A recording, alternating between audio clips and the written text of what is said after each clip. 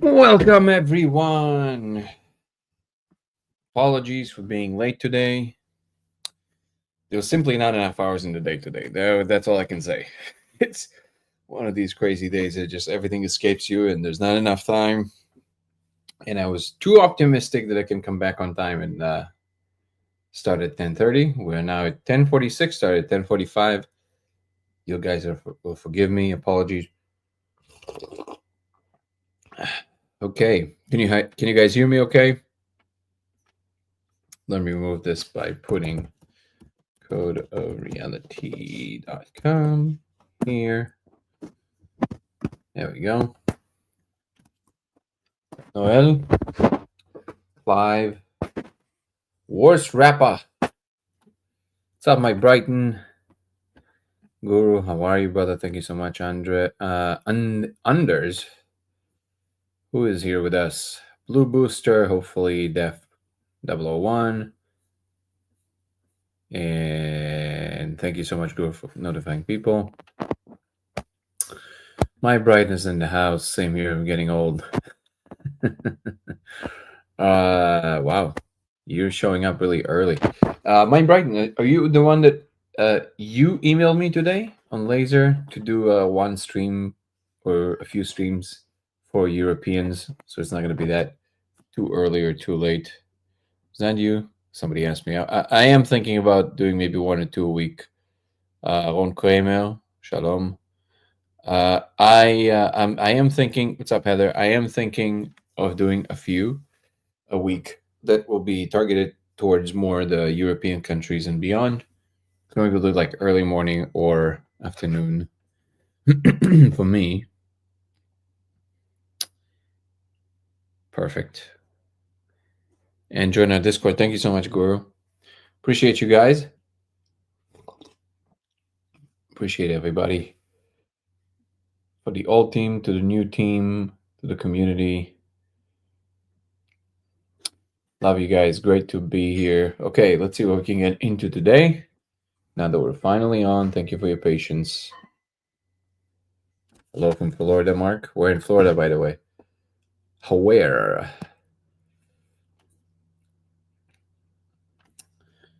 Julian, Pinky, Alice, Jesus is in the house. Okay, what do we have? Do we have anything big to address in the news? Doing that now. Panama City Beach. Where's that?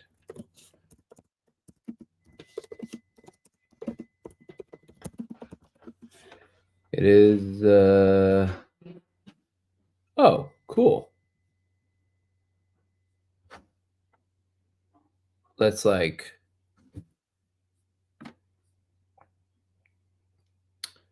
So is it kind of like bottom? You on the side of Gulf of Mexico? Panama City Beach, Florida. Oh, close to Tallahassee. Okay, so no.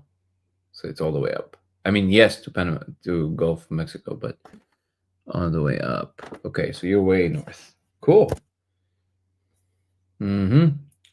Eddie's one. I think honestly the one with Eddie with me it was actually the least wild episode he maybe had in terms of energy. I think Florida Panhandle, nice. Location you shared earlier looks amazing. Oh, you're talking about the one where I was on the boat? Yeah, that is an incredible place. I'm in Arizona and Utah. Really beautiful place. It's called Lake Powell. Highly recommended. I'm in Tampa, Florida, and I have a question about it. But it was just to me like doing L. If you guys don't mind, don't type these words. They might flag the live, even though I have notified that this is for adults only. Still, if you can give code words for things like this, that would be wonderful. What's up, Man Dweller?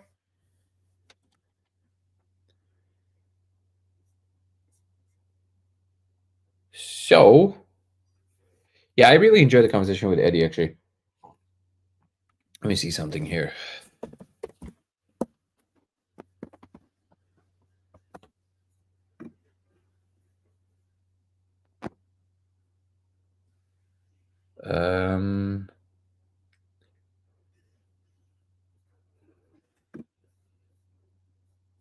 if we can find something here.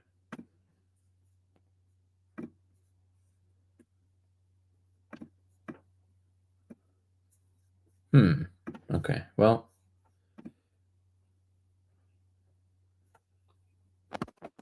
really slow today, the internet, for some reason. But doesn't have to be PG, but don't text words that clearly can get us flagged. I appreciate that. Thank you for the likes. I appreciate you guys. Oh, look at that. We're D1. What made us progress to D1? I don't know. That's beautiful. Considering the fact that we were already at B at some point, this is still a big mishap. Evil Icon, how are you? Good to see you. Okay, so now that we are fully live, thank you, Jolene. Thank you so much for the gift. Let's see what we can get into today. First of all, I usually have pretty good things already kind of like on my mind, but today, it's a bit nice. I'm looking through my feed right now. Usually kind of comes up with some of the recent things.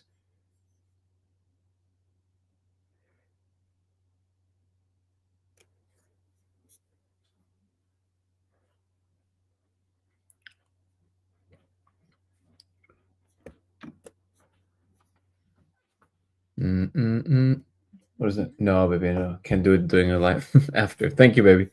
You can leave it on the thing. I have the most incredible woman. There's no question about that. Don't tell her I said that. Just gonna let that get to her head.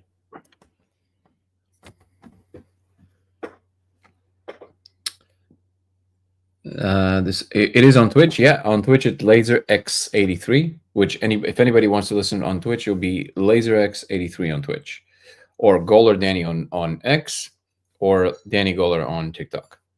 We're not quite doing Instagram, because Instagram is a bit weird. Thank you for asking, Drexing Son. Okay, so far I see that there's not really that many things that come up that really pop that I think are important enough, so we can just get on with our regular programming. What can I tell you about today? Well, first of all, there's quite exciting advancements in terms of connecting theoretical framework and experimental work. So I'm very excited about some of these things to come. Specifically, I am substantiating more and more my idea that our consciousness, in fact, is the reference light in a hologram, and how that might look like in terms of experimentation, what that would mean in terms of trying to change the angle of the reference light, and what that entails, how that changes perception of reality. Nico, how are you, my brother? Though this is essentially my main focus, and I'm very excited about certain things that are coming up with that. You try the laser against any other object, like against a tree. Yep. All natural objects show the same code. There's no real difference. I do not think that it codes for particular items or particular materials. I do believe that the code is essentially the same in every point in space-time. It is coding for some fundamental laws of physics, my assumption is. So it would not be as malleable or changeable depending on the surface, or I think we would have to meet particular conditions to create changes in the code, or maybe it would not really be possible in any like home setting at all. Maybe we need way more powerful energies or things like this. But it would be nice if it would, be easier to change, because it would show us a lot more. And of course, to be quite fair, to give the critics their due, a legitimate, I guess, pushback would be, well, listen, if it's really convenient if you can't really do much, really under no condition, in any particular way. So can it also be basically a hallucination? I would say that is a fair enough of a rebuttal. However, At the same time, it can also mean that, well, it is very fundamental. So it's really, we're still kind of trying to create some paths and bridges to communicate to more mainstream science in a way that mainstream science will be more comfortable with. But at the same time, there will be enough people trying to substantiate it in that way. So it opens a really nice role for us to just be more playful and experiment with things that are more out there and more fun, which, anyways, where I feel a lot more comfortable. So, what's up, Purple Haze? What's up, Boba Fett? Good to have you with us. What would be the next be revealed for Earth? No, I think the caps match that message, but thank you for letting us know. Um, I don't think it's a reveal. I think what would happen is that more and more people would get more comfortable with what in fact is going on slowly, and it will be a very smooth transition. I don't think there's a moment of, as people call it in the UAP community, a disclosure. I don't think it's a. I think it's too blunt of an object, and it's too aggressive. And I don't think that a civilization that is that advanced will be using tools like that. It leaves too much room for uncertainty. So I think it's just a matter, and really the process of what some people call the awakening is basically that, is basically you seeing people becoming more and more comfortable with certain truths about the world. Difficult to accurately put into language. Exactly. It is very difficult. I'm glad you agree, Purple Haze.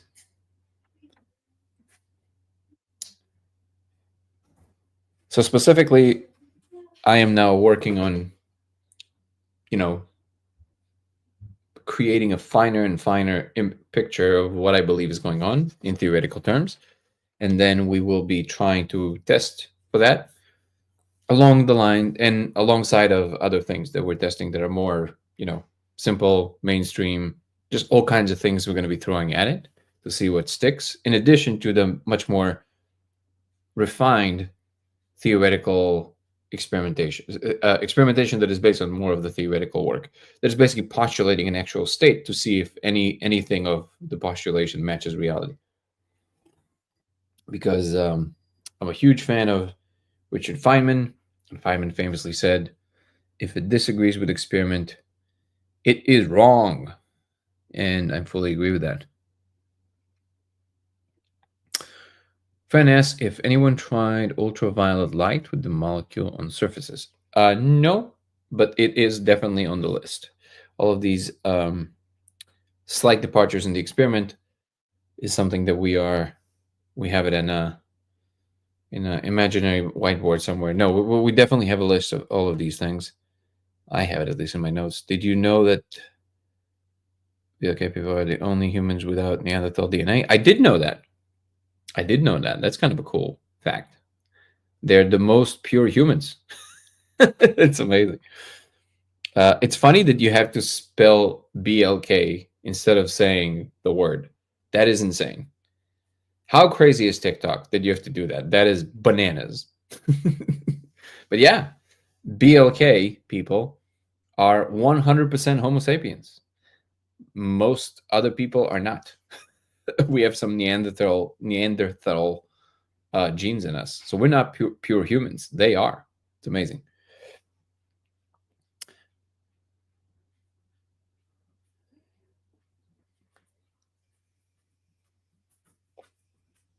I'm really big into Bigfoot. Does this theory kind of explain why some people have seen them and others have not? I know nothing about Bigfoot, so I can't really comment. All I know is that any anomaly can be explained in terms of less less frequent occurrences within the computational matrix. But, you know, are you thinking about how we can go more subtle and fine in the language we used for framing our reality? Also, IR to UV. Yeah. So IR to UV, yes. and just really refining the theoretical framework, really trying to understand what's going on versus just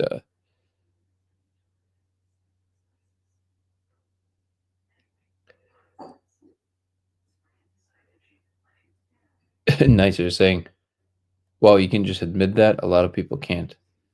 Why can't people admit the truth? I don't understand. Or at least that's what we know so far to be the truth. A lot of people can not take the Homo sapiens topic. Is that your experience? Yeah, we definitely don't hold back on any truth claims on this channel, so I'm glad that you like the fact that we do. This explains Marjorie Taylor Greene's intellect and face. So the truth is that I don't really know what it means about intellect or abilities or anything like this. I don't think we have enough research on this. I don't think anybody at this under this political, um, at least until now, the way that things were done, this was a huge no-no politically to investigate in general, as some of you probably know from what's his name, the guy who wrote the bell curve. Is that the book that was so contentious about the different genetic codes and that there's certain differences in distribution of populations according to their genetic, um, code. So, what was the name of the guy? Forget. Doesn't matter. But anyways, he basically he was the first, I think, in scientific community. He was the first person to be fully canceled just by investigating this. But the truth is that I don't really know what that really means because I think in general, abilities of all kinds, they're a very complex space because it really has to match the territory, right? So you have like general intelligence, which to be quite honest, it's kind of hard to say what that is because some people are absolute geniuses in ways that don't necessarily fit into that criteria, but they are uh, so capable of understanding informational patterns of a different kind that I'm not sure what the relevance of this would be. And I think this is why maybe these kind of directions of study are not really productive. Aside, where they can be productive is if we investigate into potential treatments and medications for diseases and things like this. So this is where it can be really beneficial because then you're targeting a particular set of operations in a particular genetic code, and you can help remedy a lot of conditions and problems in particular people. So that can be very good. I guess you mean he made millions of dollars of sketchy signs? See, there's haters here. It's so funny. People pissed. Uh, by cancel, I mean eliminated from academia. That's what I mean by canceled. But which I don't think is a fair thing to do at all. But in general, I think that intelligence is an interesting question in relationship to reality. That's for sure interesting because, like I spoke in my first Danny Jones podcast, there are people, and I'm sure some of us know some of these people that they wouldn't be able to solve an equation even if their life depended on it, but they can write a play that literally touches the soul of millions of humans. So they understand something about the human condition in such a way that nobody else does. So if I have to, and this is something I did say on the Danny Jones podcast, if I have to put one overarching blanket over all, like what is it? How do you define smart universally? How do you define a genius universally? I think that it will be somebody who can look at a particular informational arrangement which exists in everything from abilities to domains of research to entire fields, and they can reformulate the information in such a way that is extremely creative, effective, and understand and bring something universal to the picture out of it. So in other words, they understand something about that endeavor that is so fine and intricate inside, and they bring it out in a way that others can partake in and consume. So It can be an artist that does that. They bring some kind of an emotion or some deep connection to some part of existence or consciousness. It can be a scientist who discovers something that nobody ever thought about. It doesn't really matter where you place it. You can have like a genius accountant, which nobody ever thinks about in that sense. But somebody who's like so good at understanding where people lose the plot financially and kind of creates frameworks for other people to make it easier for them. So things like this. Let's see if we have some of the comments here.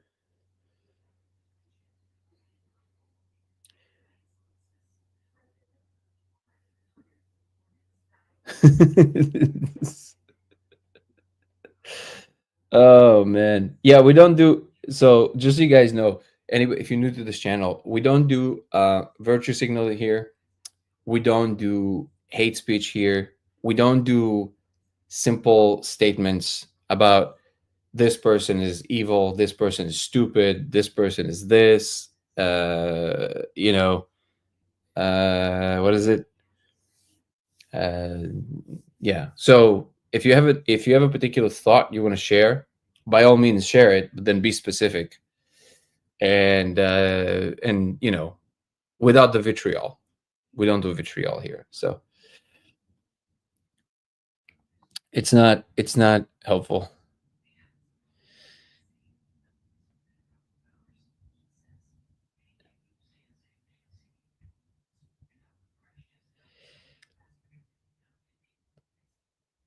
What's up, Jose? How are you, brother? Oh, I will be in LA the end of this month and the beginning of next month. I'm not sure. Our schedule is pretty back to back, but it would be nice to see you so we can definitely chat and coordinate. Maybe you can swing by and say hi. Absolutely would love to see you.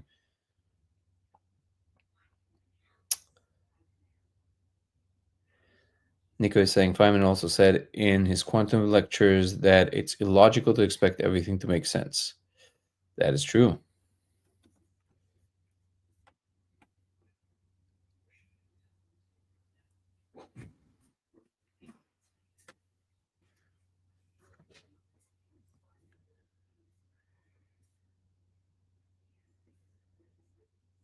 Let's see what we got here.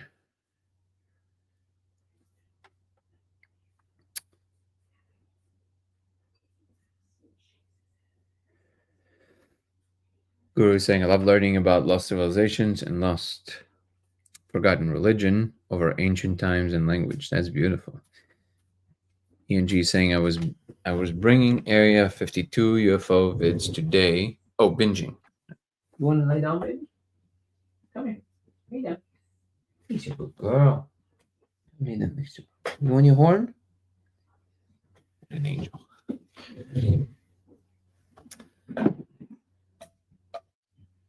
I was binging Area 52 UFO vids today and saw a whistleblower sketch of a craft.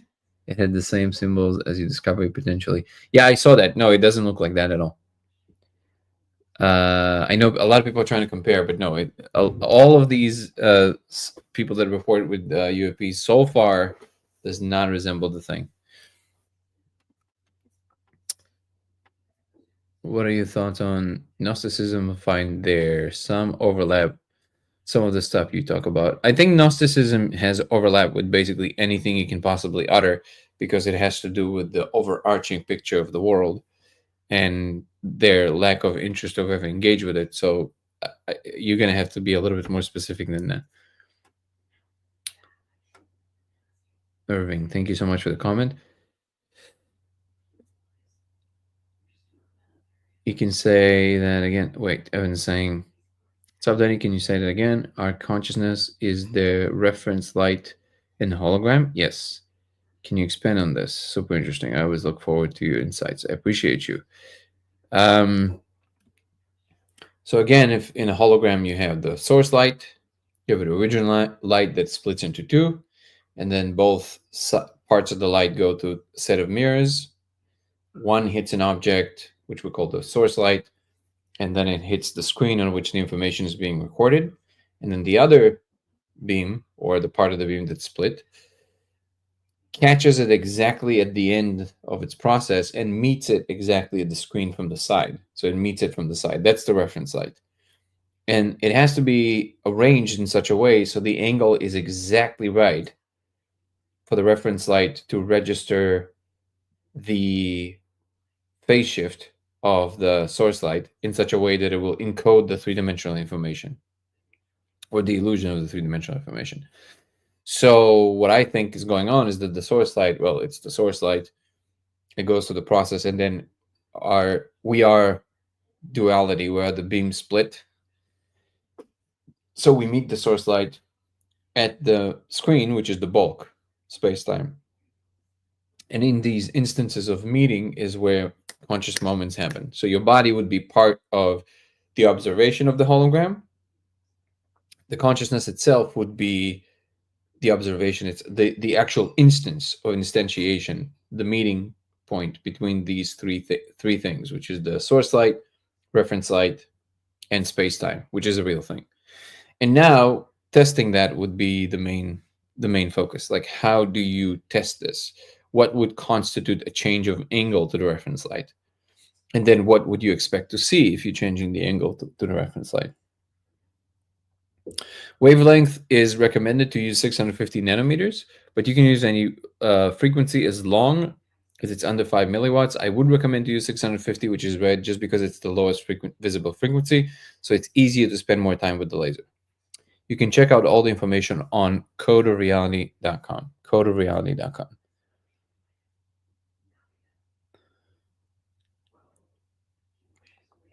I don't have too many stories of NN being therapeutic relative to other compounds. Do you have an opinion on that, or why? I do have an opinion on that, but I did have some stories that I've heard, including some people in our community, that flies in the face of that.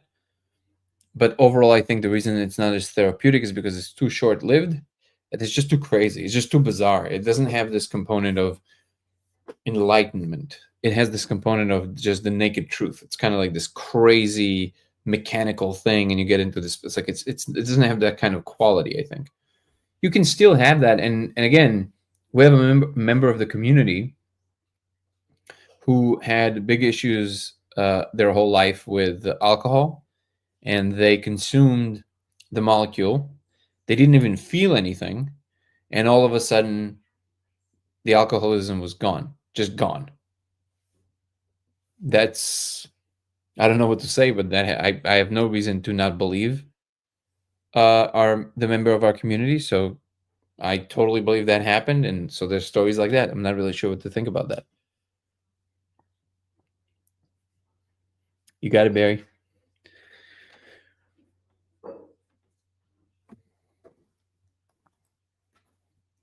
What about the console? Console we won't be talking about until we have more information.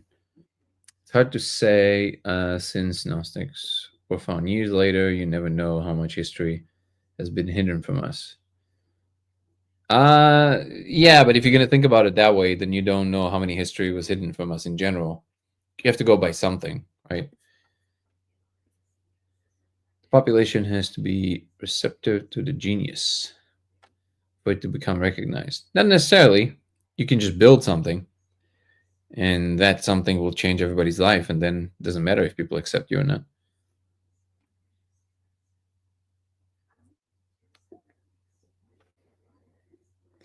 What if you, the human, observing these symbols, are actually being observed by them? Like, what if the symbols hold some kind of intelligence and your method of discovery is their version of UFO? That's really funny, actually. Cool idea. I like it.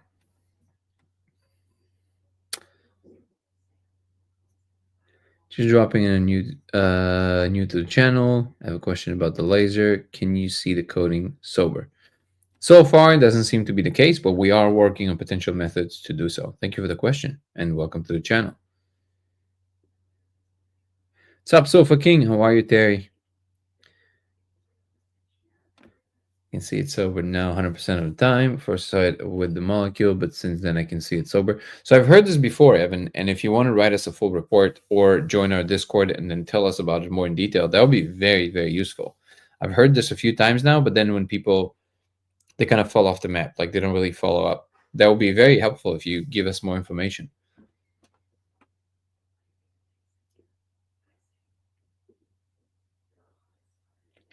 That was my dog. That was my husky. Yeah. Sup, Sui Sui. Purple haze. Yeah. Observer of the one experiencing and this the blow up. Wait, is happening to the observer while observing.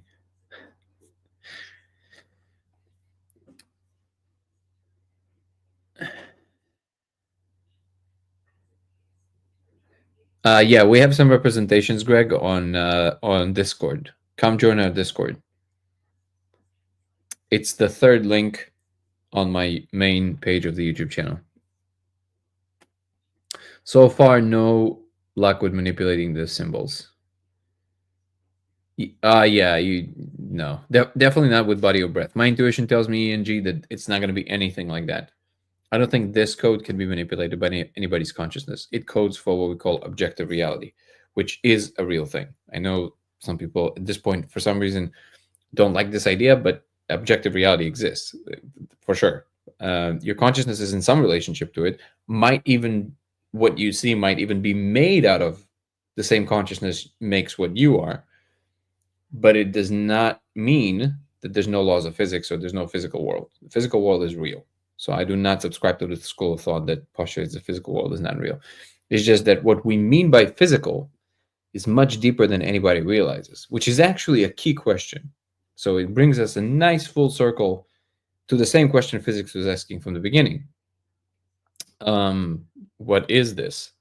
What is this construct? Right? That is the question. So I don't think the code would be changeable by anybody's attention or anything like this. It would be something pretty physical. Like it would have to be some kind of a device or apparatus or something that you build. Might be in combination with some conscious moments, but it will definitely not be just somebody's ability to meditate or something like this. That's my contention. I'm always happy to be wrong, but that's my intuition and it's very strong.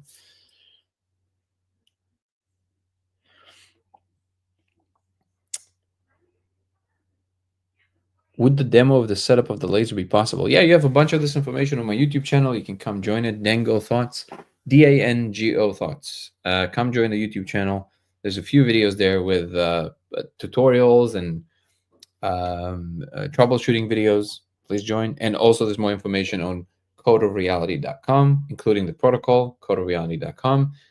And you can join our Discord, which there's an incredible growing community with a lot of people with all of these wonderful thoughts and ideas to share. So please come join that as well. All of this you can find on YouTube. Then go thoughts on my main page. You also have the Discord link. Please come join us.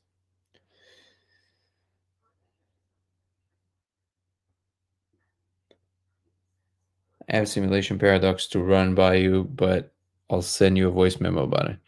Oh man, come on. You're gonna do it to us? Just come tell us. Oh, amazing, Ben. Welcome. How do I rejoin the Final Fantasy VII Life Force River? The Final Fantasy VII has special affinity in my life because I was one of the kids that played it when and it really was probably my favorite game of all time. So love the reference. Thank you. It really kind of feels like we are in that game now. Should I play the remake? I have a problem. It's like if I start playing a game, I just can't. I'm too like I can't stop. I can't stop. I can't do it. I'm gonna be sitting there for days. It's not PG-13. Doesn't matter. Come on.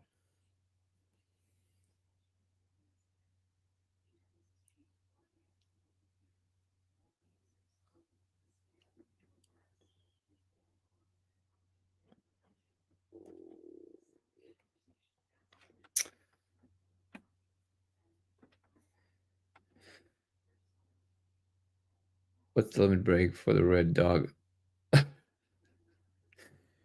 Um.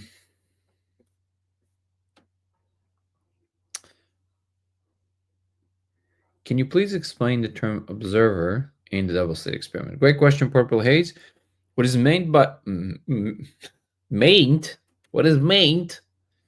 If you know, if you're a Jewish grandma from Jersey, then it's meant. But what is meant by the observer in the double slit experiment is basically it's an apparatus that is either on or off during the experiment, which is a photon detector. That is what is meant by the observer. It does not mean a person looking at the experiment.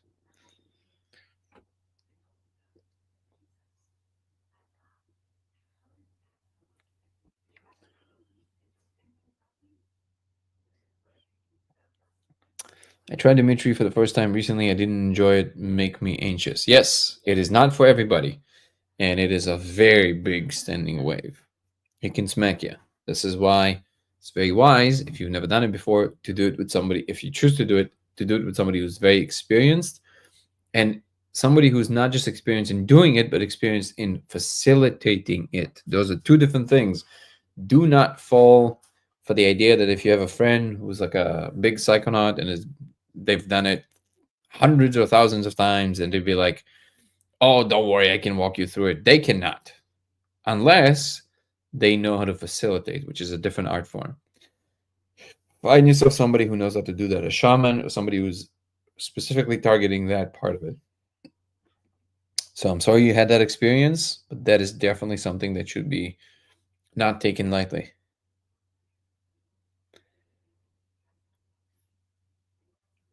There's a lot of things that need to be put into place aside from being in a good mind space. One of them is somebody needs to be there and help you keep the energy proper. Again, please don't do it without proper supervision if you're doing it for the first time. It's not a game. The Discord is on. Oh, there you go. Thank you, Guru.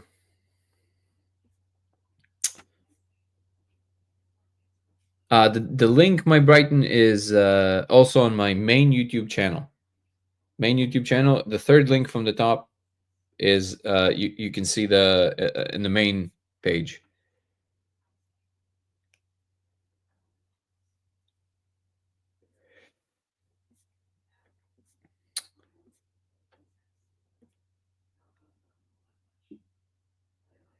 Where is all of this taking place at? Does that even make sense? Great question. That is the question, isn't it? In the general page, Greg. In the general page, you should have some representations. I think they're pinned to the top by Ebony. But don't make too much of it. Those are approximations, and I doubt that it really means anything in terms of a language. I do not think it's a spoken language. On your Eddie Bravo appearance, you talked about how the divine creator was a female. Is that what the Gnostics referred to as Sophia, perhaps? I just wanted to see overall thought of their beliefs. So, good question, Irving.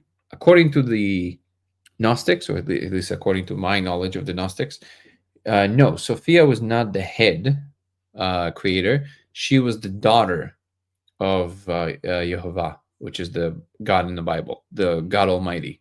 She was the daughter of, and she was trying to create. She was either the daughter of or his wife. No, I think she was the daughter of, and she tried to mimic his perfect creation, and she failed and created. Oh, sorry. No. I mixed it all up.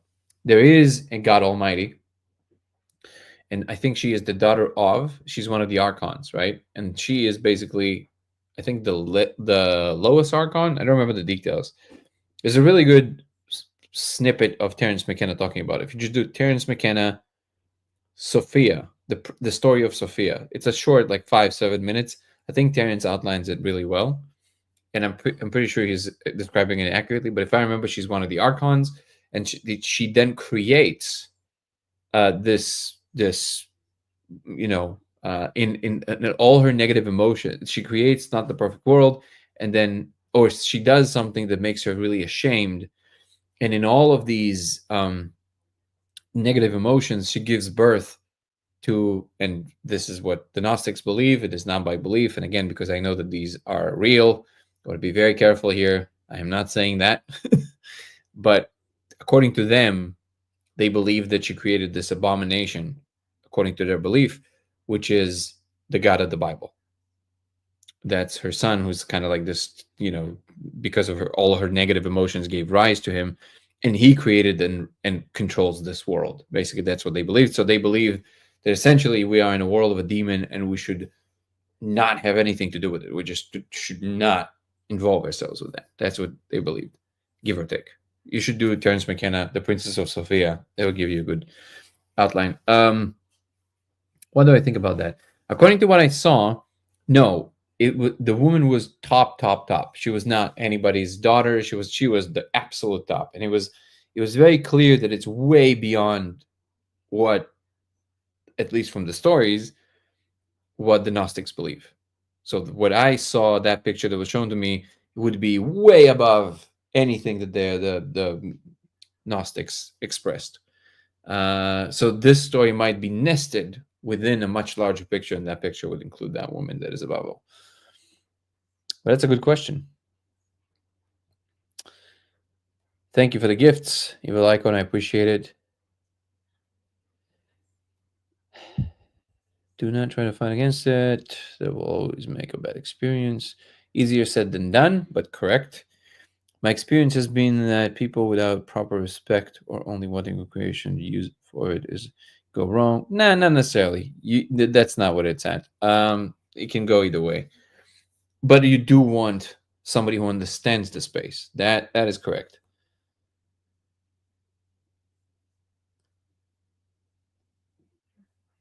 What is my take on Jesus? I saw that Jesus is real. Thank you so much, Anne McGree. McGrew. Sorry. Thank you so much for the gift. Yeah, I saw that Jesus is real and he is part of the picture.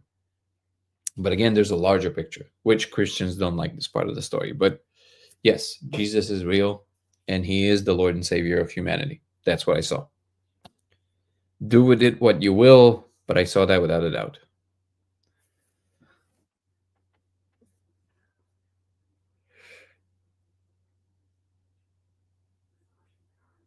Some would say we're on a hell planet. Disagree. I think we live in an incredible place and we really can make it whatever we want. So I think just by observing what I'm observing, I would disagree with that on the basis of that.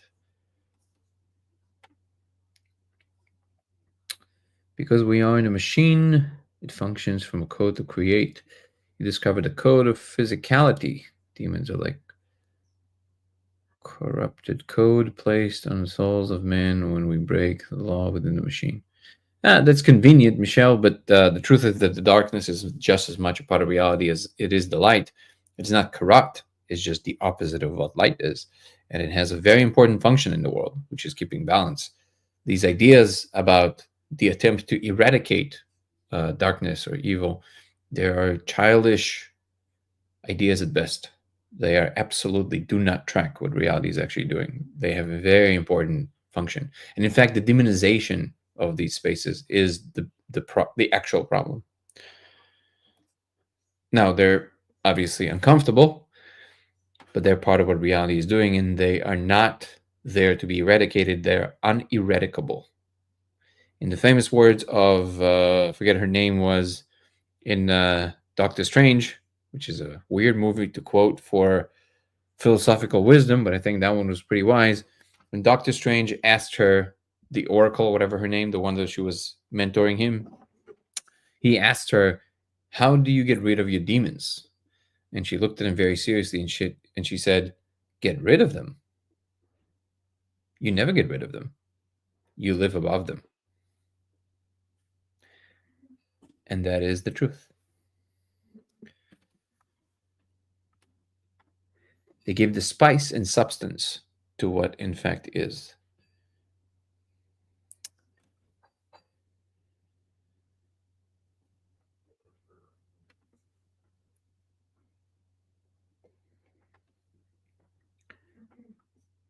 I was messaging about seeing it sober. I fell off the map by becoming a spam.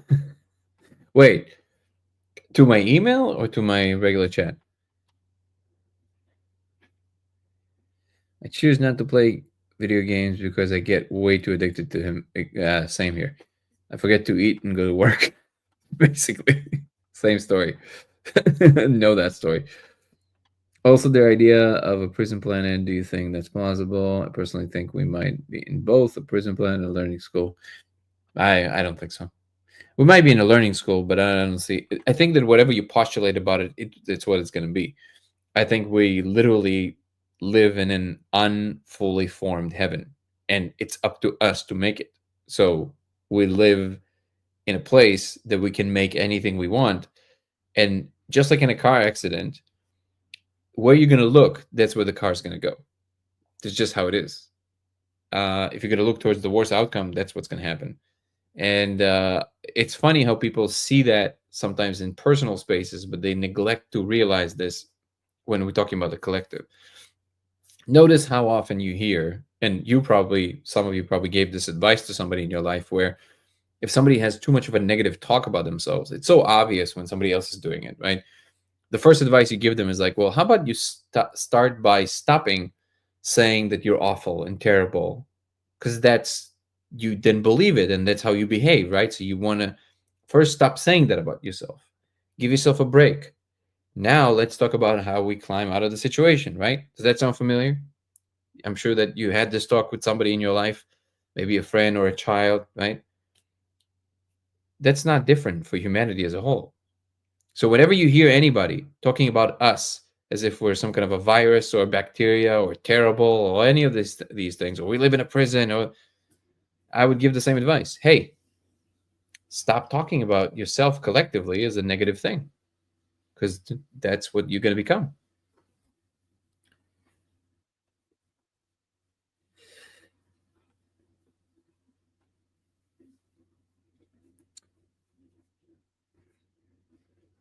Can you hear the code if you listen to frequency while looking at it? Can you explain what it sounds like? I'm going to do it soon. What frequency gives solid results? From what I see, really most frequencies, it doesn't have to be special. I like 42 because of all the stuff that appears for me. With 42, you just do 42 hertz pure tone on YouTube, or 100 hertz also worked. Just try all kinds. You can a bunch of them on YouTube. It kind of sounds like, let's see if I remember. I have a video of me recording doing it. So it basically sounds like almost like do do do do do do do do do do do do do. Try and clip this and see if it matches what you hear.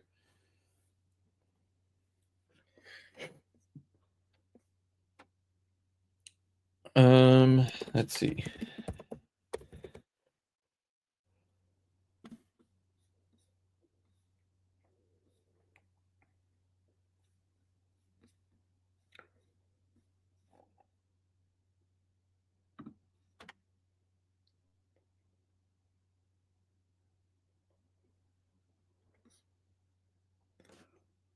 Wait, isn't Dan? I looked at the question about Dan Winter. Isn't he a photographer?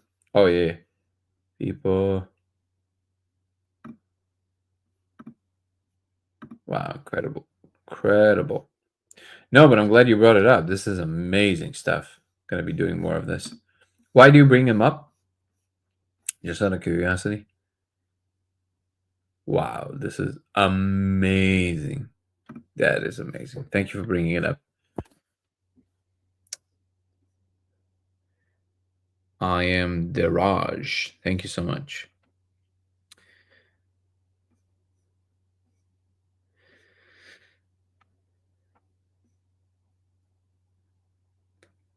Would I go on Joe Rogan if I given the chance? Of course. Who wouldn't want to go on Joe Rogan? Of course. Have you done 5 dry grams in silent darkness before? If so, do you believe this can cure the world's mental state?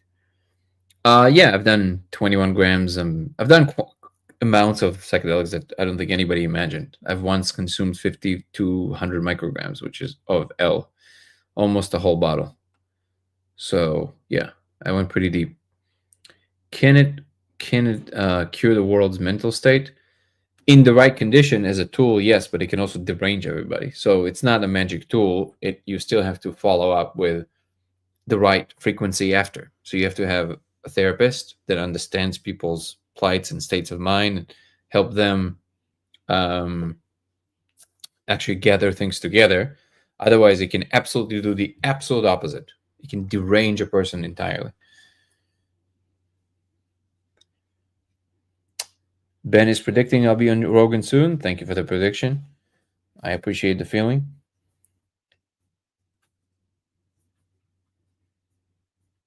The body load is intense pressure and anxiety. Skyrockets temperature changes in the body. Yeah. Don't play with it like lightly. This is not a small thing. True integration, exactly. Top boost, brave creators. Appreciate you. Glad to have you here. Cami Bell, how are you? So good to see you. Oh, why does it keep that? I always love your profile picture. It's so great. Hello? How are you? Hi. Hello. How are you? Good. Figured I'd bring you up again to just hang out, and you can always throw in whatever you want if you feel like it. Is this AI generated? I'm assuming the profile picture. Sorry? Is it AI generated? The profile picture you have? No, it's actually a picture I took of a mural. Wow, It's on a side of a building. that's so great. I thought it was a reworking of you into like an AI thing. No. That's awesome. Well, I wished I looked that cool. Dope. Where in the country are you? Did you tell me this yesterday? No, I don't think I did. I'm from California. Oh, cool. We're in Cali. Central Valley, the Fresno area. Cool. Fresno represent. The forgotten place. How about you?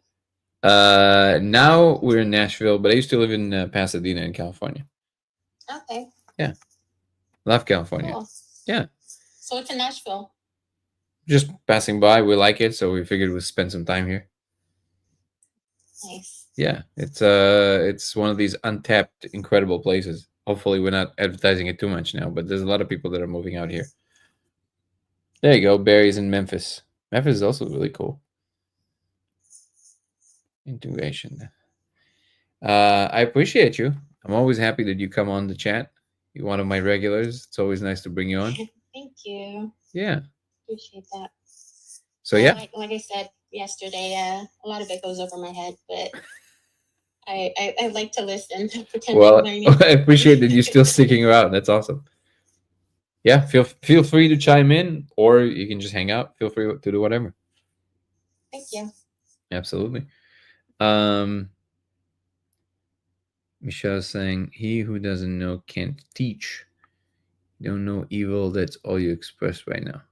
I mean, considering the fact that you don't know me, I think it's a bold claim. But I assure you, I have faced it quite closely, and I'm sure there are people that experienced it much deeper. But no, I know it, and this is why I'm telling you that most people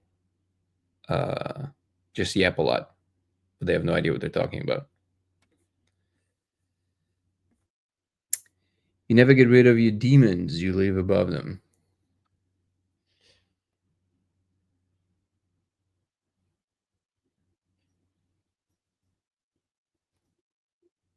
Oh, somebody knows you, I think.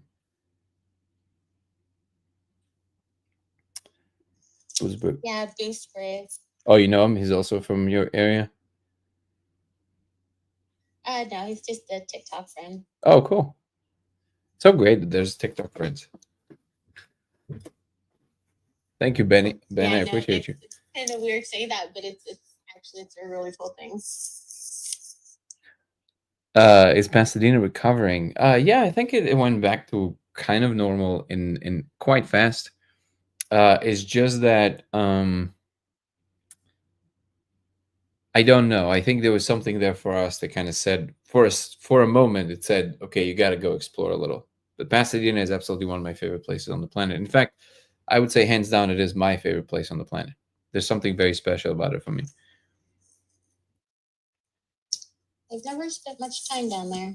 I highly recommend it. It's great. There's really everything there, and I think that it has something to do with the fact that there's a lot of history there.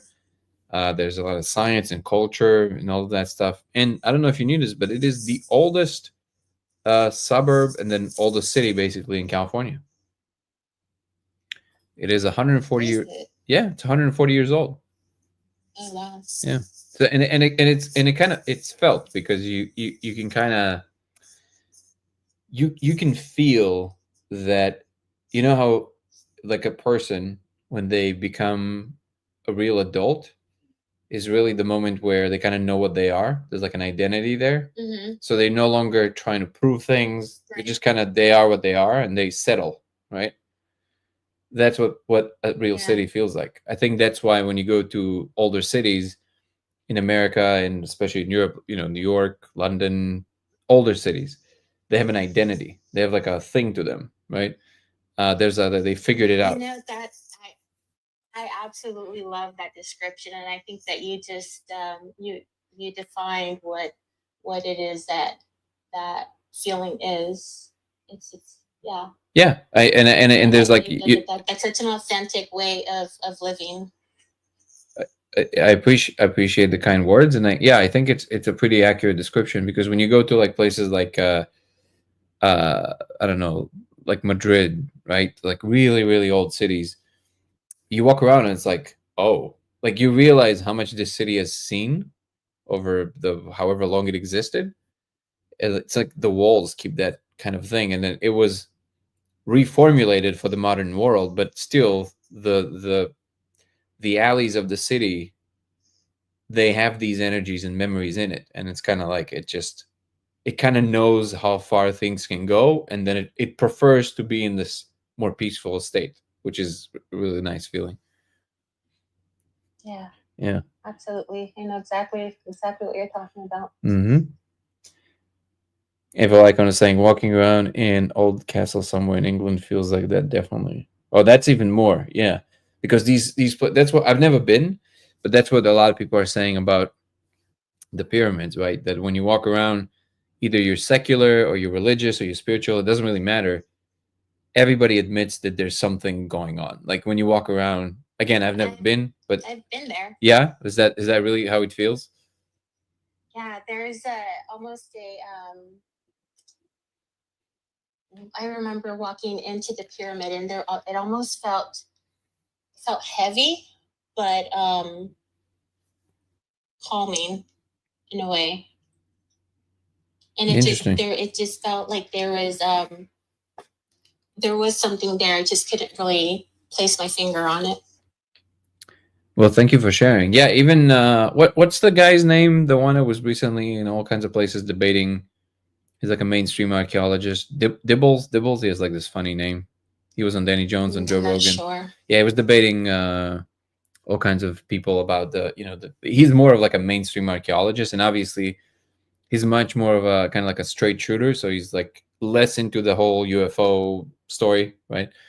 But even he admitted that you could see it on his face that he wasn't like saying it lightly. He said, "Yeah, like when you're in there, you feel that it's eerie. Like there's something is happening there, which is interesting to hear from someone like that." And I definitely think that the energies kind of stick around. There's a thing happening. So Yeah. so older cities is one thing, and then I feel like castles and things that were more, like a more it's like a castle is more of a concentrated energy, right? Because there was a lot more happening in these around behind these walls that is much more than less diffused than in a city. So it would make perfect sense to me that that would be a thing. And then you have a Do you think it's like residual energy of any sort? I think so. I think that even if you take the most physicalist perception of it, there's still energy residing in the culture itself, right? So even if you think that there's no such thing as, extra energies or whatever, still the informational pattern that is residing in culture versus individuals, it's a thing that is beyond what the individuals experience, right? So it's like there's a some kind of a field that is happening that it exists purely in the cultural space versus the individual space, and then the individual space interacts with it, right?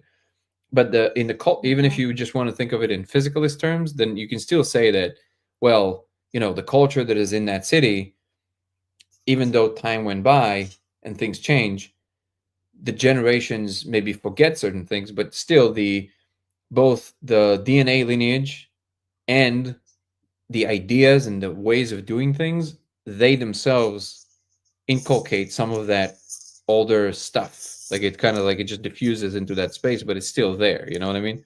And it exists in how people say hello Right. to you. It exists in, and that's how what makes you feel a certain way. Um, for example, I can tell you that that's what the energy of a city. I think, which like for me, Madrid is like if you look at every metric of level of living, it's basically a perfect city. Perfect. And I can never live there. It's too perfect.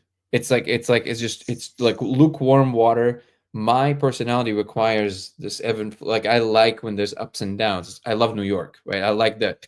I like the when you go to Madrid, it's The just unpredictability. there's something about this, something romantic about it, right? There's like danger, there's Mm-hmm. like this, but there when you go to Madrid, it's just like there's zero crime. There's no crime at all. It's not like I want crime, but like because there's zero of that, it's almost like it's just lukewarm.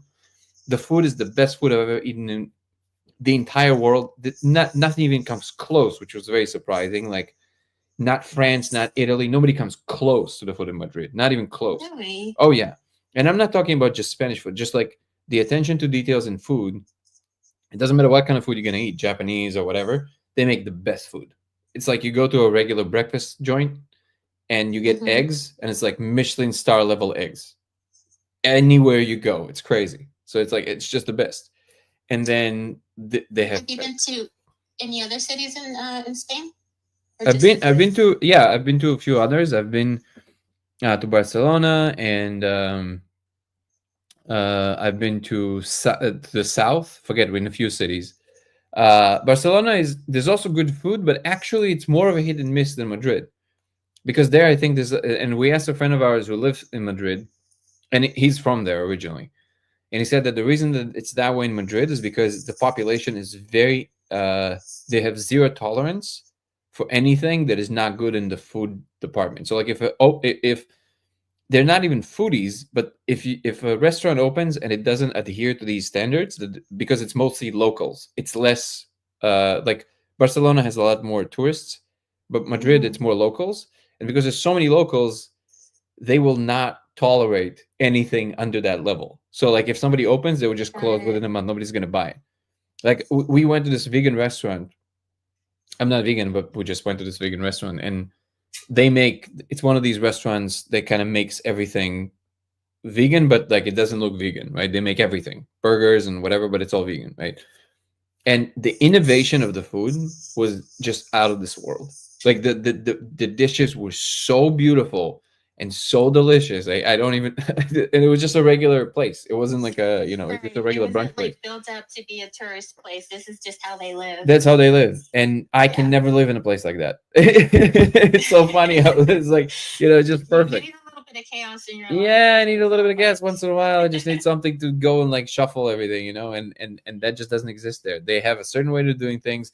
They do their life night the Oh, their nightlife. nightlife Nightlife is that sounds amazing. really nice. Clubs are just so everything is there. Uh, the, our friend who lives there, he was kind of complaining a little bit. I mean, I don't know to what extent that's true because it's his perception of it, right? Because we always tend to kind of downplay and kind of criticize where we're from. But he was complaining that the people in Madrid are a little bit dense, and it's not there's not a lot of interesting conversations. Like you just talk about nonsense most of the time. I Mm-hmm. don't know to what extent it's true because for us everything was novel, but still, like I think Madrid is the place I've been in the most times in Europe. So I think we've been there like 5 or 6 times. So I've had enough experience with it to kind of see that it wasn't like a here and there. Like it really is like that. It's just perfect, Like it was consistent every very time you went. consistent. I mean, I highly recommend people visit. But yeah, it's extremely beautiful and. Uh, but anyways, I don't even know what we're talking about. But I like the conversation. No, I love listening. No, that's great. Sounds like you had a great time there. I mean, yeah, if you need a little bit of chaos, that sounds a little too perfect, a little too ideal. Yeah, yeah. London has a little bit more of that chaotic element for sure.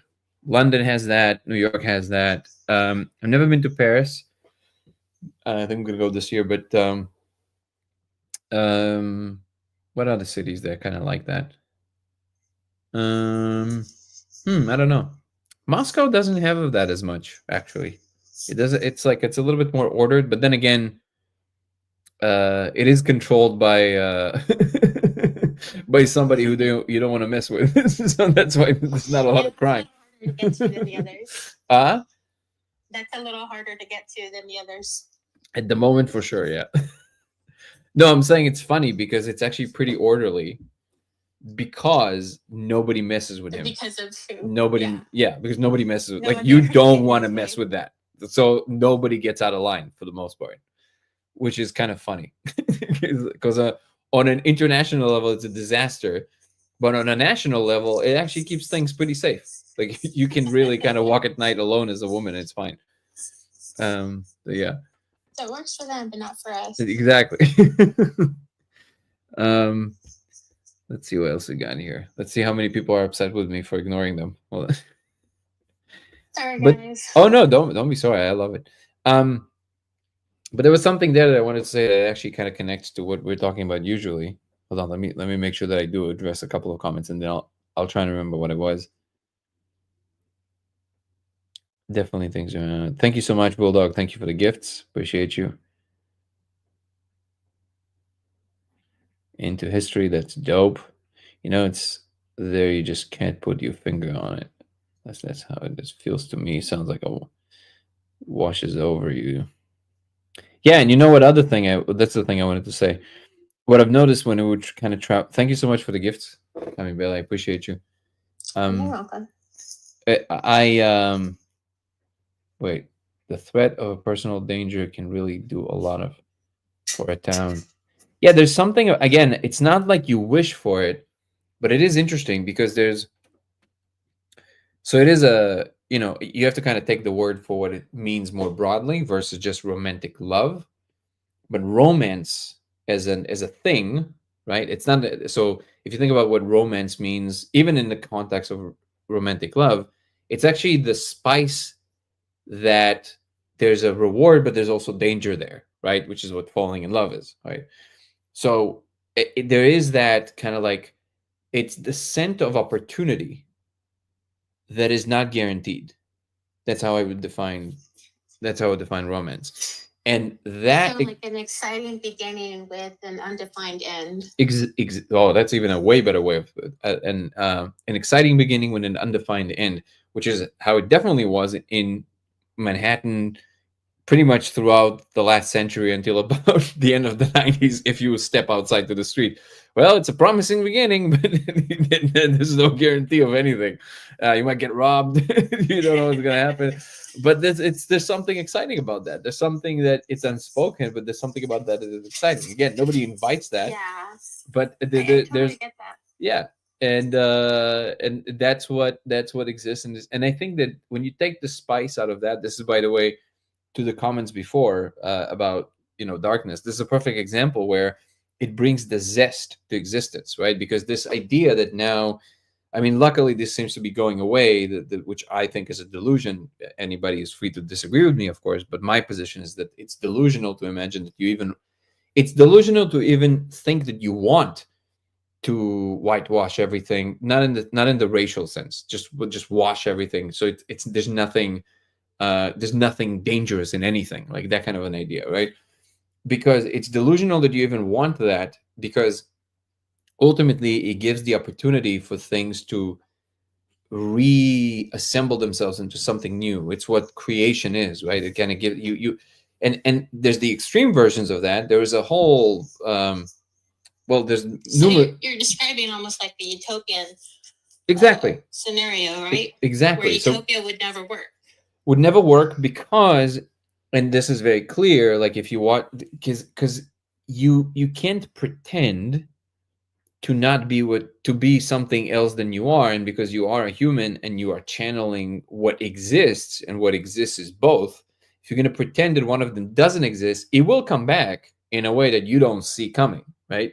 And in a way that is outside of your inspection now, which is what Carl Jung's idea of the shadow, basically, which is that when you decide to pretend that there's none of that in you, which is simply not true, and cannot possibly be true, because we have always have a remnants of that, which he called irreducible rascality.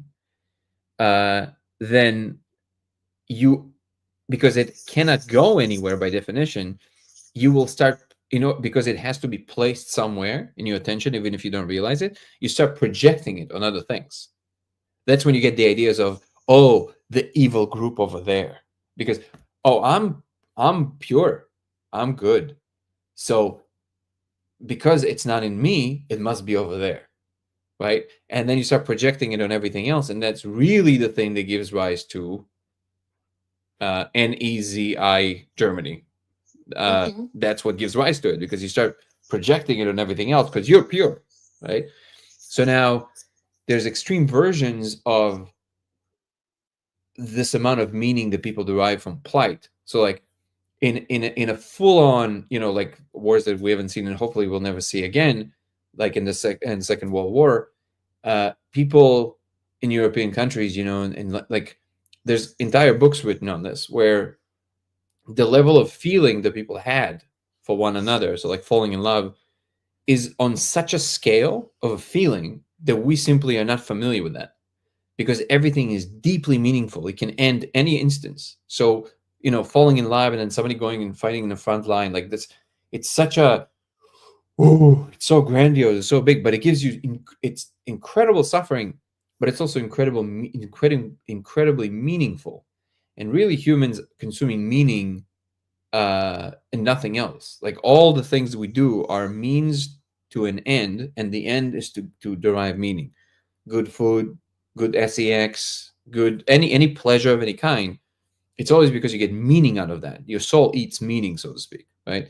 And when things are grandiose and there's like this like constant, as you said, promising beginnings with no there's no promising of an end. Thank you, Camille. I appreciate you. You get this very, very big intake. Thank you so much for your generosity. You get this very big intake, yeah, of this meaning. But of course, there can be too much, because it comes at the price of destruction and chaos. And so finding center is very, very important. And this is why trying to create utopia doesn't work, because you're basically asking to remove meaning from existence, which is of course not a thing that nothing would want to do anything. No human would actually want to, which is to some extent, this is John Viveki, who's a scholar from Canada. He's talking about this. He's talking about that our generation, the last few generations, have been experiencing what he calls the crisis of meaning, which is exactly this. Like we basically, everything is so comfortable that we make shit up to be upset about, and be and like truly, like we just like. I mean, but yeah, you're right. It's a cycle. You can't, if you put an end to the cycle, if you're trying to get to an end goal that is a perfect world for everyone, it just simply wouldn't work. And I've been racking my brain on how to properly describe that to someone or explain that to someone, and you just put it in exactly the right words that I needed to hear. So thank you. Well, I mean, you framed it much better than I did, actually. I really love your description. It's perfect. It delivers the point perfectly. And I think you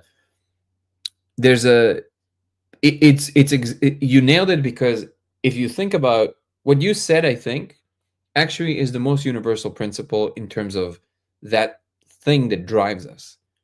You said a promising beginning without a, how did you end it? Without any promised end? Or what did you say? An exciting beginning with an undetermined end. Undetermined end. This is perfect. Got to write it down. And because if you think about it, from the smallest to the biggest, that's the thing that drives you. Now, if there's certain things that already have a momentum, like if you have a job, quitting that job is a pain, so you just kind of do it. You know what I mean?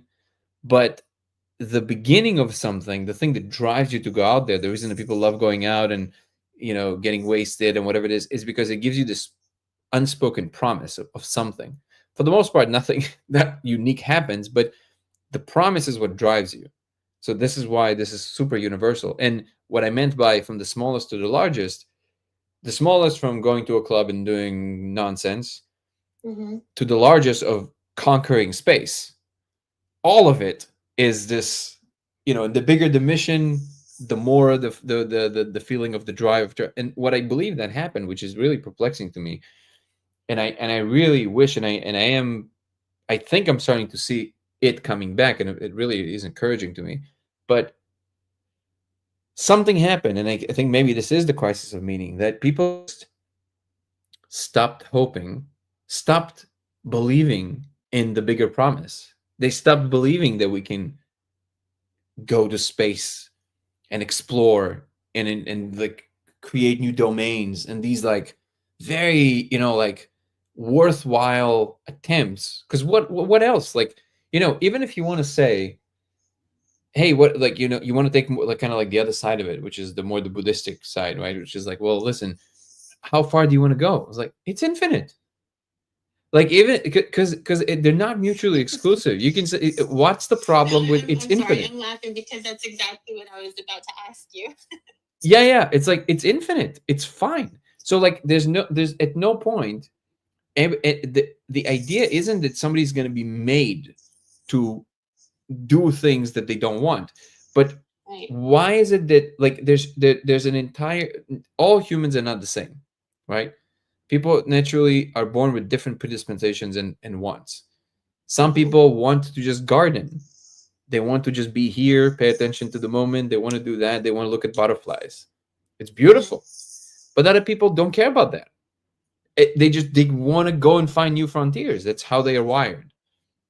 They're not competing with one another. Imagine how many gardens with how many kinds of butterflies you will find out there in new worlds, right?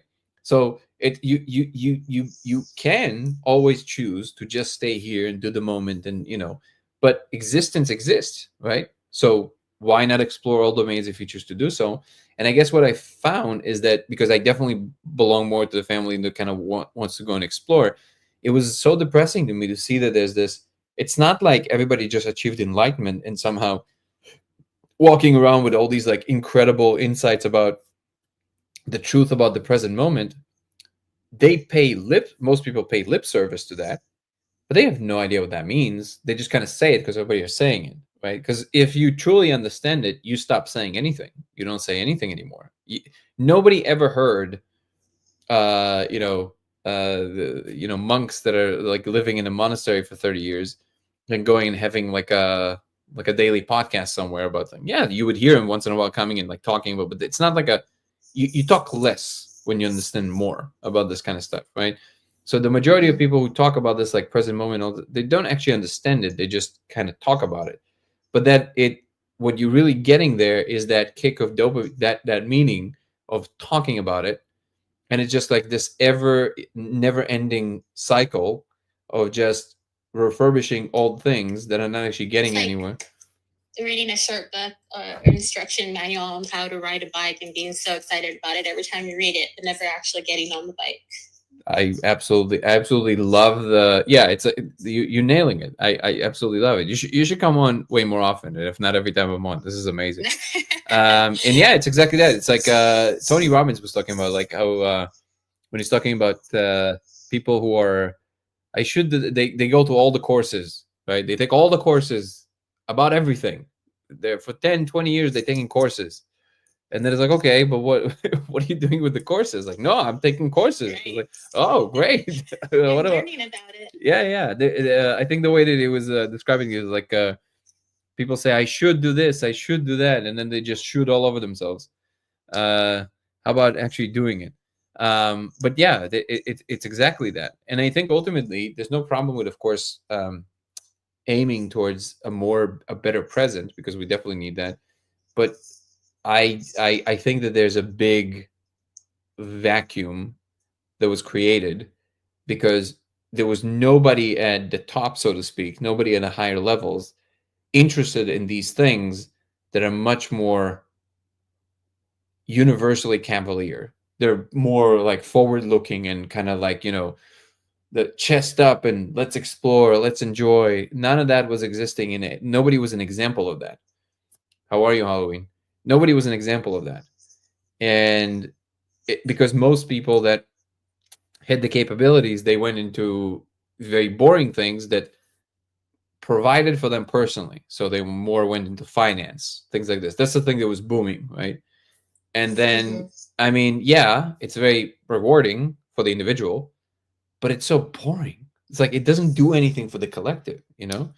And this is what it was missing. And I think there's a big element in the race for space because it is the final frontier. It is kind of like there's nothing more extravagant than trying to explore the rest of space. And it is not mutually exclusive with still making this place better. It's one and the same project basically.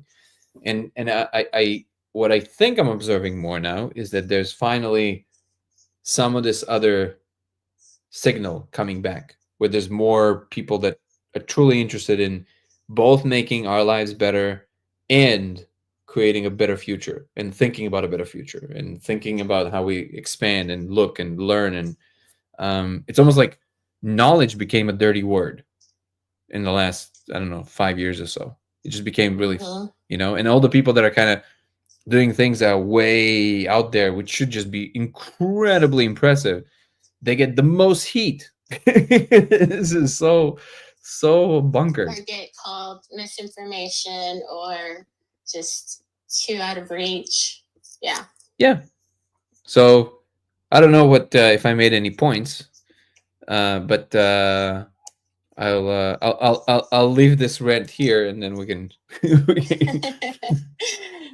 I send you a video, Christopher's.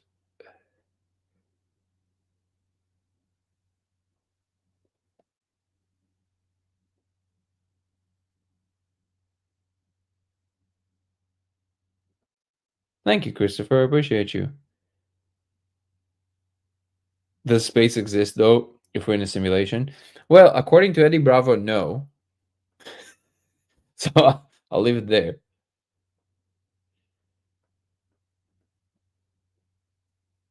Were you on Joe Rogan? No, not yet.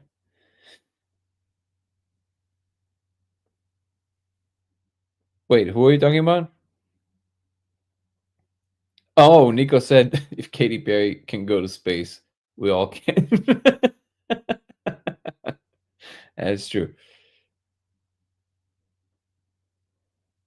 Parents used to say, I'll give you something to cry about. Maybe those days are coming to pass. That's very funny.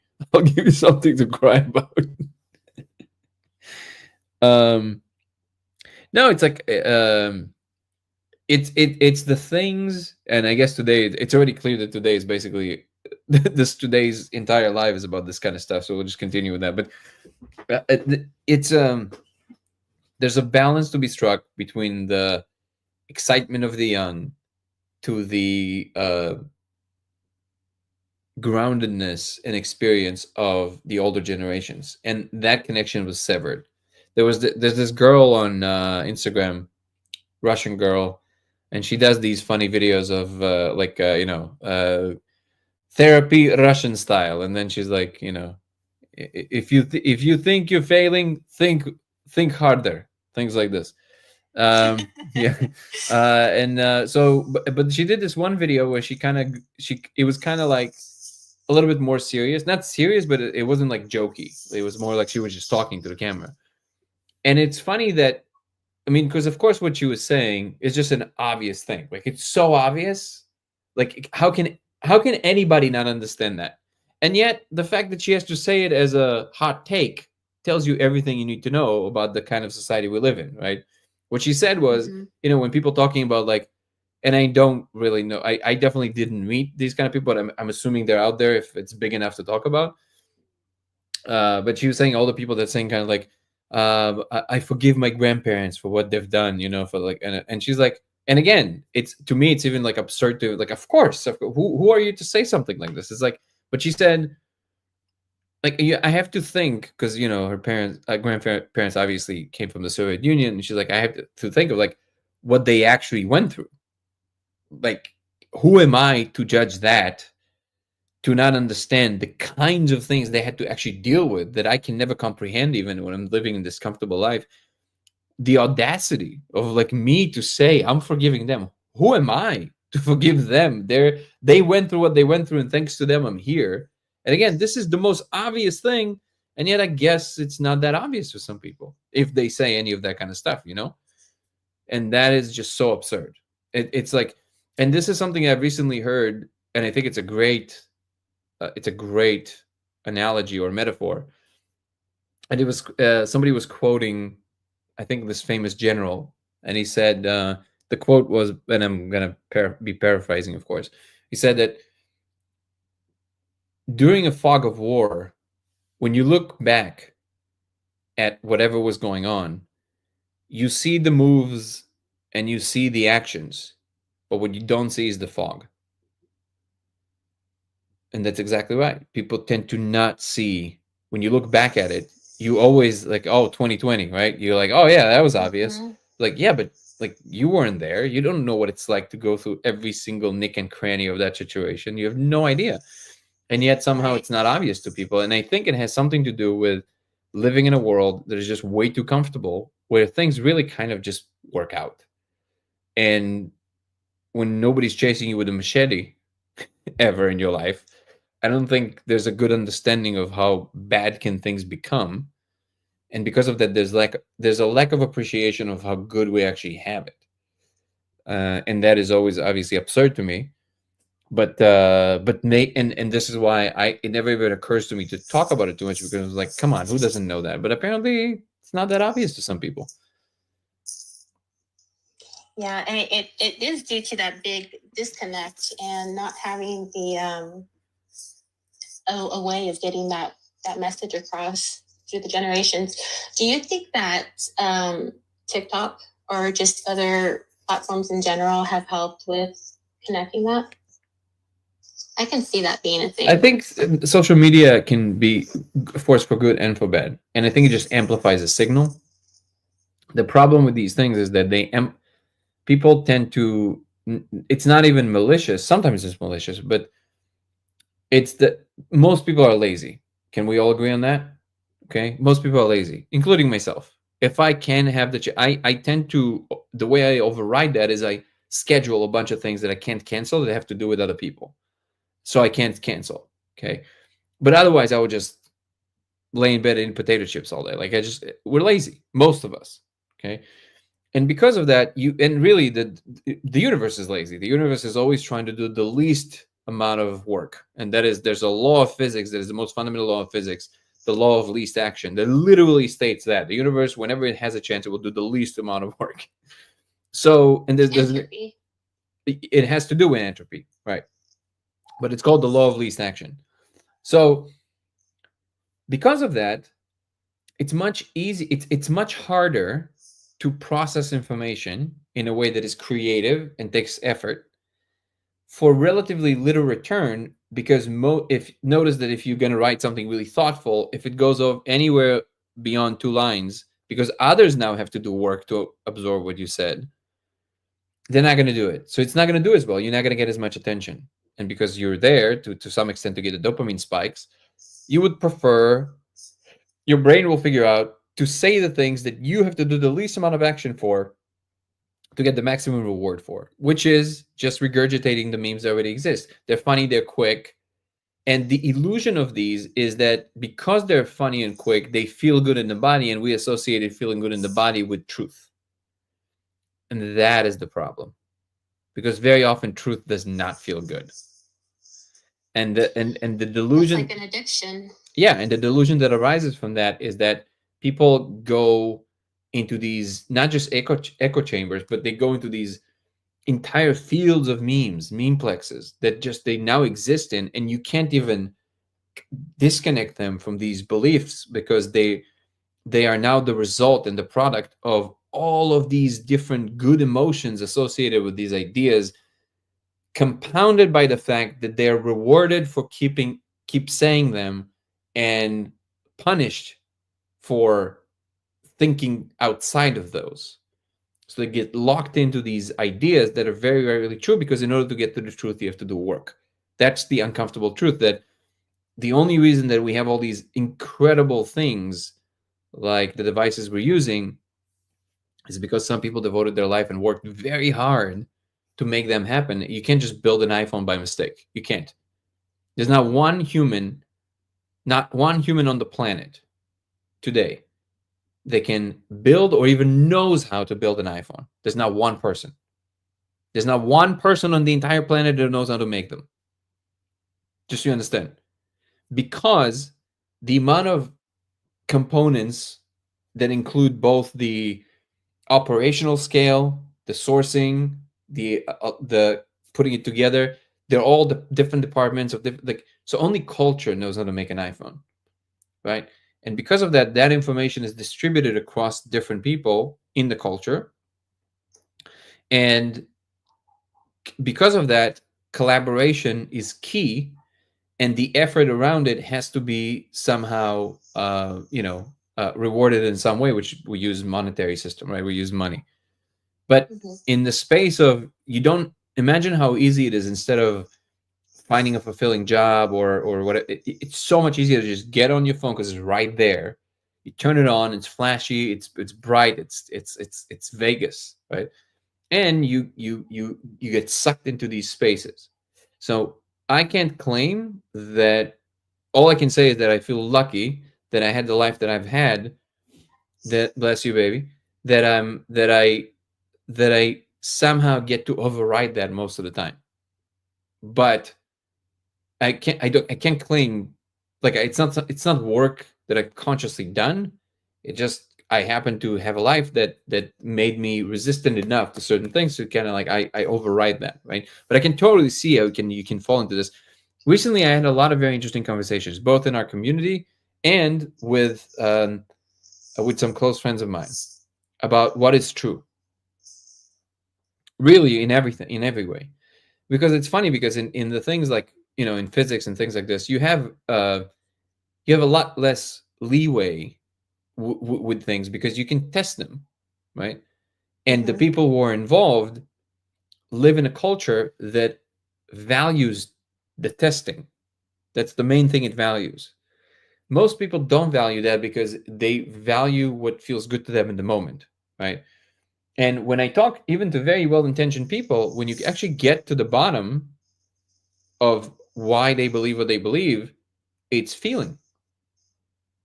And it's it's a very simple, tiny move that happens, and then they start conflating between their ideas and what they can verify for themselves.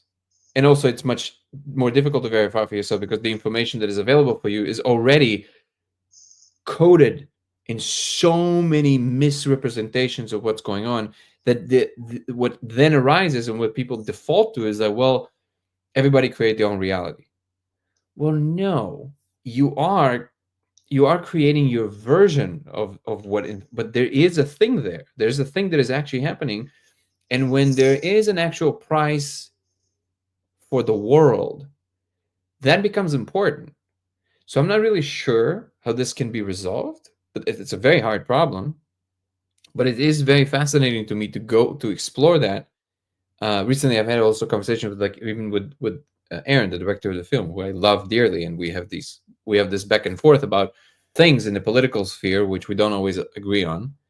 And it's funny because I have my own evolution of understanding these things, right? And I'm catching my own biases kind of come into play and how they arise, and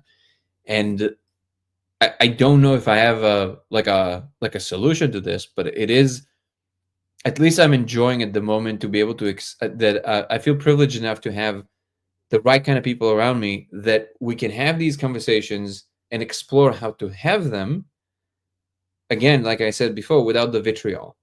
Because what happens in the in the social media space is that it's also very it's almost like it's a war. Like, it's not, nobody's coming at it to try and understand. Most people coming at it to win, and that is a whole lot of animal that complicates things. But we have to do it. Like, it's uncomfortable in the beginning, but we have to do it, because, like, we have to listen, You have to have an actual. People like to say that, but they don't like to have it, right? A dialogue is very difficult because you have to truly listen to what the other person is saying, and very often you've heard what they have to say many times before because you've heard it online, and then you immediately associate what they said with something you already associated as this claim that we know is false. So now, if that person expresses it genuinely because they arrived there somehow, maybe they were influenced by somebody else, but maybe they really thought about it and they really arrived at it, and maybe it's even true. But if you already decided because you've heard it a billion times before online, and you heard this meme before, this kind of an utterance or similar words that were used, it triggers you and you just close off and you say, no, I know what this is. It's not that. Believe me, it's not that. It's not that. It's like, wait, but you didn't listen to where the person in front of you is coming from. Like, what is their reason to think that? If you believe they're a well-intentioned person, that's a different story. If you think that they're, in it for some kind of a personal gain or whatever. But we can never get at anything if we're just gonna believe everything according to what it feels to us.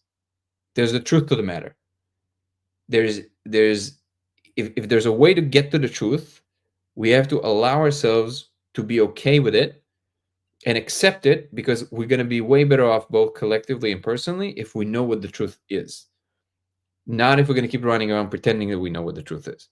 And so it's a very long-winded way of saying that, of course, that social media exacerbated it, but I think the ways in which it exacerbates it is the thing to pay attention to, so we can maybe pay attention to it and override it when it's necessary. So like, wait, maybe I don't know. Like for what? Okay, so one specific thing I can tell you, one trick that I found that is just astounding that it now exists. But people would basically block a statement just because it was said by a particular person.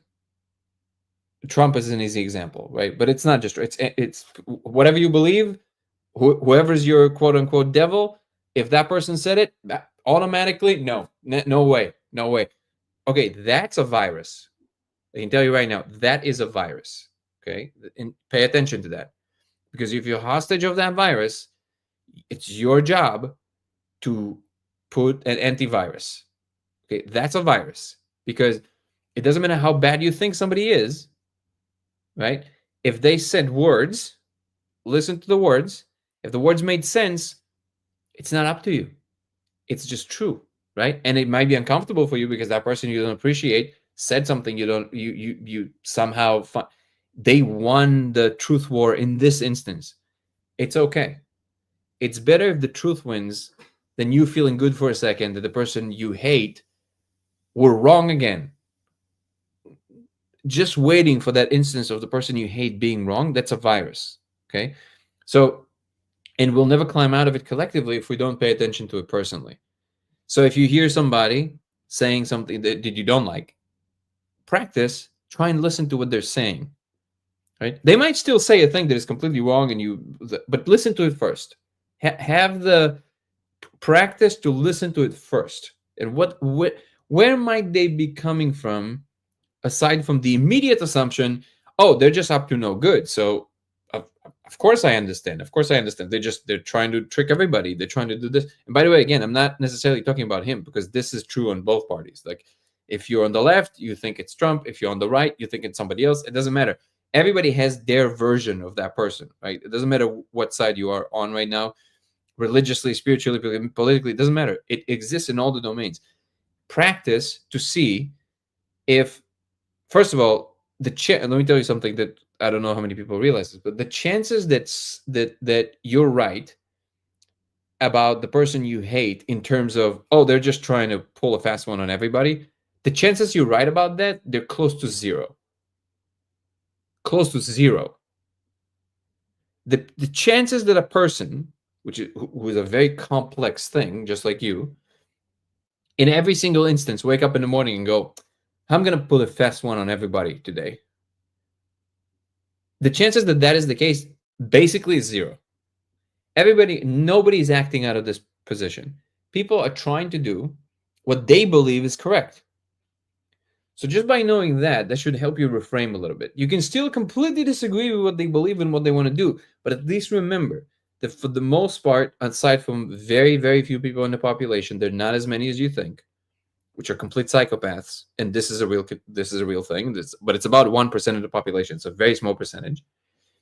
But aside from them, most people are just trying to do their best, and the presentation that they show to the world is what you see, and you don't have to approve with how they do things, but at the same time you don't have to hate their guts for the idea that you have that they're just trying to burn the world, because most people are not trying to do that.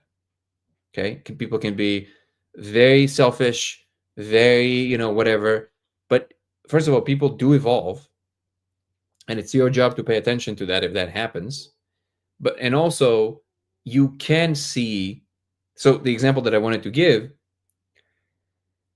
no matter how you feel, try and put yourself in this frame where, okay, right now, what else can be going on aside from what I already think I know, which is like, they're trying to be a bad person. What are they trying to really do? How does that make sense in terms of everything else? You can look at the presentation in the instance, and I promise you, it will not be as bad as you a second ago saw it from the eyes of, through the lens of the worst possible person that you've ever seen. And I think it's just very telling. That example with, I know it went viral, so probably most of you are familiar with that. That case of Bill Maher going to the White House, right? It's a perfect example of that, where, okay, he opened himself up. He's like, okay, I'm gonna go check it out. He's like, look, I'm not holding back any punches. I'm always saying what I think. I didn't see what I thought I would see. Do it in what you will, right? Does that now mean that, oh, great, that means Trump is a great person? No. I absolutely think that is an absolute narcissist, and all the stuff that people believe about him, that people that don't like him, right? But I also see that he is trying to do what he believes is correct, and he is the president-elect. So if you don't accept democratic elections, you know what I mean? Wait for 4 years.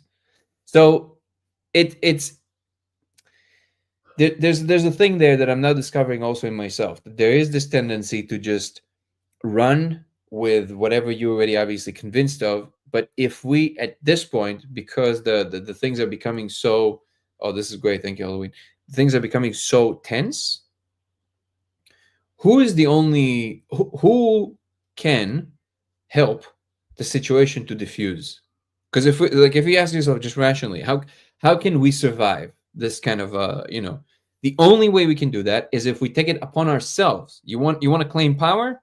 Here's your power. You can practice your power in being able to actually listen, where before you were just tunnel vision, convinced that you already know what's going on. Just in the name of humility, remind yourself, no matter what you believe, remind yourself the fact that you do not know everything that's going on. You do not know that. It's very difficult to know what's happening, right? So let's start there.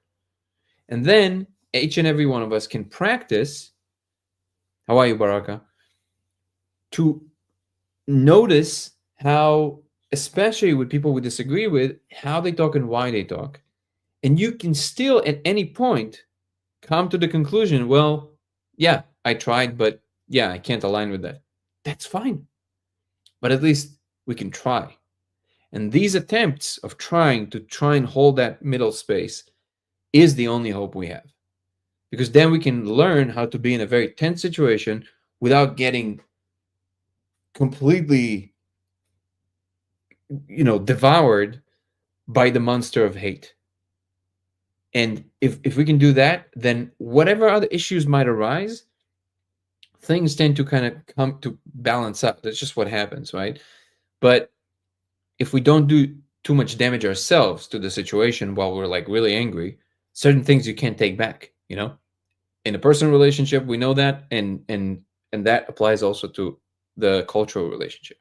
So the cultural hygiene is maybe the right term for this, is a very important thing. And I know that I have a lot of listeners that disagree with me with on many subjects, and I pride myself in that because I would like to believe that even though I have opinions and sometimes very strong opinions about certain things, I do enjoy the fact that even people who completely disagree with me to some degree are comfortable with being here. It's not infinite. I know that there's quite a few people that, they entered the space and I just did not have patience for that. And I know they will never enter the space again. That's okay as well.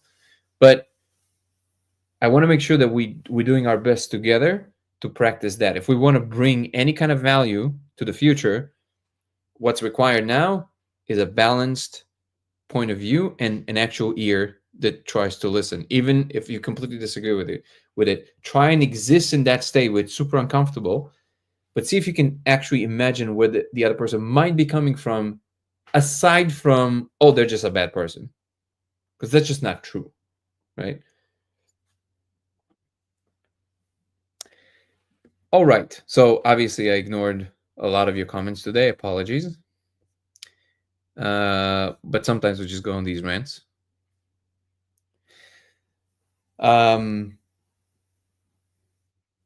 Thank you so much, Camille. I appreciate you, and please keep coming more. I really appreciate the way your mind works and how you speak. It's very fun to have you. So please come more. Come you. join I more. appreciate it. Yeah. But I am gonna drop now. So. Yeah. Well, I'm also Have gonna a drop. good night. Have a good night. Thank you for the chat. See Sure you thing. next time. See you next time. All right, guys. Follow Camibel, Camibelle on TikTok. She's awesome. How are you, Baraka? Again, if you want to follow me across platforms, it will be Danny Goller on TikTok and Instagram. It will be Goller Danny on X, LaserX83 on Twitch, and Dango Thoughts on YouTube. DANGO Thoughts on YouTube.